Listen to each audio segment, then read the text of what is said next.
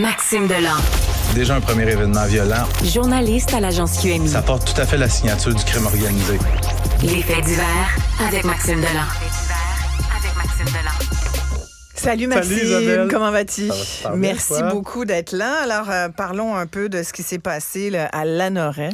C'est un bon Samaritain qui Ben a oui. tragiquement perdu la vie. Un homme de 62 ans qui a été happé à mort hier soir sur l'autoroute 40, alors qu'il était seulement là pour aider un autre automobiliste. Tout ça, ça se produit vers 21h30 sur l'autoroute 40S dans le secteur de Lanoraie, près de Berthierville. Ce qu'on me l'explique, c'est qu'il y a un gars qui habite à Mascouche. Lui, il travaille à Québec. Mais ce qu'il fait, lui, c'est qu'il part le dimanche soir pour pouvoir être là le lundi matin. Donc, il part de Mascouche, il s'en va vers Québec, mais rendu à Lanoraie, tombe en panne. Je ne sais pas exactement ce qu'il fait comme emploi, mais ça a l'air assez important pour que son boss prenne les prédispositions pour qu'il se rende vraiment à Québec ce soir-là. Parce que le gars, quand il tombe en panne, il appelle son boss, il dit « Écoute, boss, je peux pas me rendre. Je viens de tomber en panne. » Ouais. Son boss dit « Garde, laisse-moi gérer ça. Je t'envoie quelqu'un un transport pour t'amener à Québec. Je t'envoie quelqu'un pour aller vérifier ton véhicule, pour le réparer. Puis je t'envoie aussi un véhicule escorte, tu sais, un véhicule avec un panneau de signalisation, la grosse flèche lumineuse pour faire ça en sécurité. » Donc, il y a le transporteur qui arrive. Donc, le gars, lui, prend la route pour Québec. Et l'autre personne qui vient pour vérifier le problème sur le véhicule, il est dans l'accotement, est en train de vérifier ce qui se passe avec la voiture. Et là, il y a une femme dans la trentaine à bord d'un camion cube de 20 pieds qui arrive et qui frappe tout le monde. Frappe le véhicule d'escorte, frappe le véhicule qui est en panne et... Mais qui sont sur l'accotement. Qui sont sur l'accotement. Il y a une femme dans la trentaine avec un bébé à bord, dois-je le préciser. Donc, rentre dans le tas, on m'a qualifié ça là, comme un jeu de quilles, là, une boule dans un jeu de quilles. Et là, tu as l'homme, le bon Samaritain qui était là de 62 ans, qui lui est mort sur place. Son décès a été constaté sur place. Tu as le gars qui était dans son véhicule d'escorte. Mais ce qu'on me dit, c'est que s'il était dans le véhicule, c'est sûr qu'il mourrait. Par chance, il était à l'extérieur, probablement en train de discuter avec l'homme qui faisait les réparations. Lui a subi de graves blessures. On parle d'un état critique, mais stable. Il devrait s'en sortir. Ouais. Et là, la police, ce qu'on pense, c'est que la distraction Il y a pourrait pas des être en canards, cause. toujours? Non, c'est ça. Sauf que ce que la femme raconte aux policiers, c'est qu'elle se serait retournée pour parler à son enfant. Les policiers m'ont dit, eux, ils aimeraient ça, ils vont analyser le téléphone de madame. Si tu vois ce que je veux dire. Fait que Mais c'est épouvantable, ouais, ça. mais lâchez votre cellulaire. Tu sais, Mais ça, écoute, c'est une plaie, Maxime. c'est une plaie. Il y a des opérations. Ça n'a pas de bon sens, maman. Pas là-dessus, parce que va prendre tout ton temps. Mais ça n'a pas de bon sens. Suis ça. une voiture sur l'autoroute, puis des fois, tu les vois dévier, ils s'en vont dans la voie droit dans l'accotement, puis tu passes à côté, puis tu vois, tu as une petite Écoute, lumière ils qui le gênent réclame. même pas. J'en vois, là, ça se gêne même pas. Ouais. Si t'es pas un policier, ils vont même pas faire semblant de cacher leur cellulaire. C'est que t'as aussi. Tu sais, les peines sont plus sévères. Maintenant, je pense que c'est 5 points de démérite et... 900 quelques piastres, c'est prendre ton auto, non? Il y a C'est pas une... 500 500, OK. d'amende. Mettez ça plus haut encore. Ouais. Mettez ça plus haut encore. Sinon, ou tu remorques le véhicule automatiquement ou tu suspends le permis. Il faut des mesures plus coercitives un peu. Tout à fait. Un autre grave incident, celui-là, écoute, un autre accident assez incroyable et très touchant aussi. Qui implique une ambulance en Estrie. Ça survient hier, en tout début de soirée, sur l'autoroute 10, dans le secteur de Eastman. C'est tout près de Magog. Il y a une ambulance qui roule en direction de Sherbrooke pour un transfert inter-établissement. Donc, ce qu'on me dit, c'est qu'on transporte une femme qui est très, très, très enceinte. Je ne sais pas exactement pourquoi on la transporte. Il y a peut-être des complications avec la grossesse. Donc, dans l'ambulance, il y a 4 personnes. 2 ambulancières assises à l'avant et à l'arrière, dans la cabine, on a la femme qui est enceinte et une infirmière. Puis, ce qu'on m'explique, c'est que dans le secteur d'Eastman, ça arrive, les gens qui habitent dans ce secteur-là sont au courant. Il y a comme un microclimat sur une certaine portion de l'autoroute. Il y a des fois... 1 kilomètre avant, tout est beau. Puis dans c'est parce qu'il y a la côte aussi. Là. Oui, puis dans cette portion-là, des fois, c'est la fin du monde. Il neige, il pleut. C'est un peu ce qui est arrivé hier. L'ambulance a roulé sur une plaque de glace.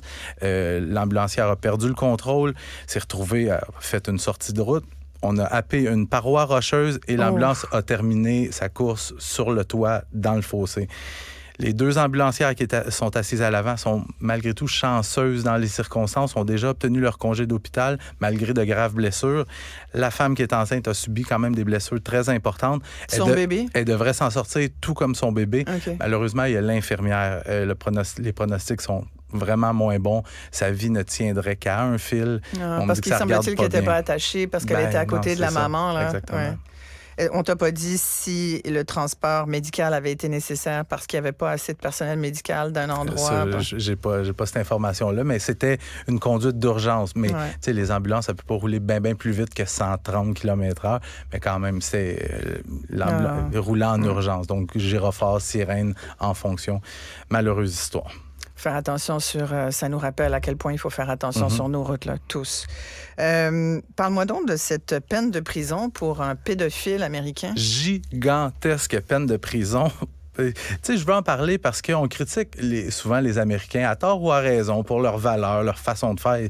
Mais quand il est question de pédophilie, la justice américaine s'arrange pour que ça ne se reproduise plus. Dans ce cas-ci, je pense que le gars va être mort avant longtemps. 707 ans. Ils viennent de condamner, c'est ça, un pédophile de la Californie. Risible. 707 ans de prison. Matthew Antonio Zakerzewski, 34 ans, lui qui s'annonçait sur le web comme étant un gardien d'enfants, il a agressé sexuellement 17 garçons âgés entre 2 et 14 ans entre 2014 et 2019. On peut trouver que 707 ans de prison, c'est mérité.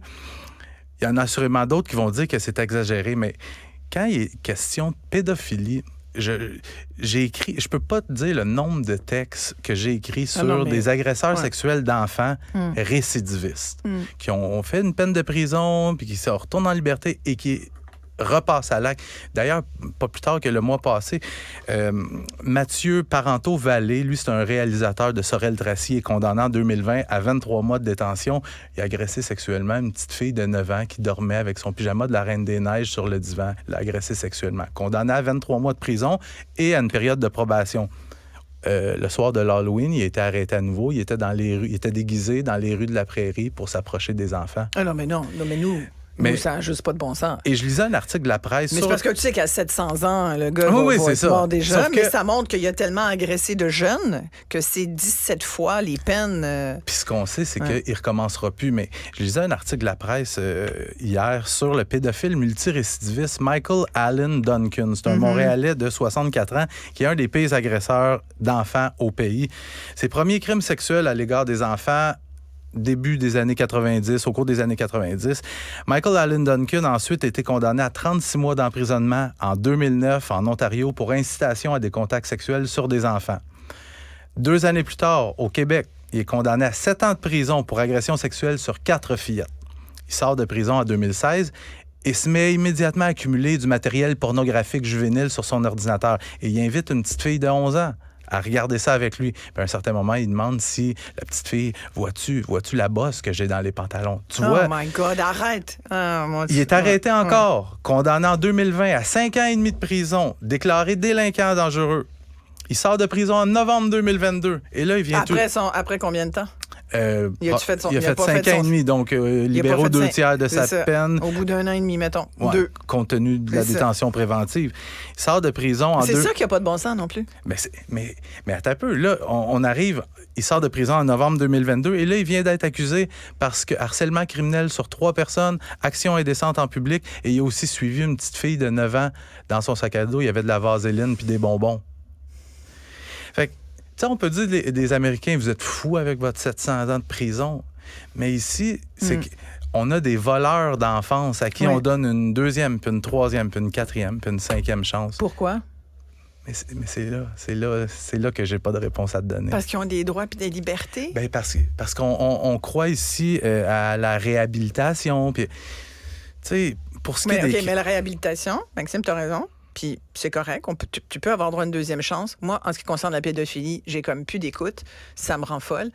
Mais 2 chances, ça va. 3, 4, 5... C'est parce que la 2e, ben même la première... Comment on dit à nos enfants? À chaque chance, t'as volé une enfance, une autre là. C'est des enfants qui demeurent marqués parce qu'ils ont vécu pour le restant de leur jour. Tout à fait. Voilà. Merci beaucoup, Maxime Delan. Salut. Vous venez de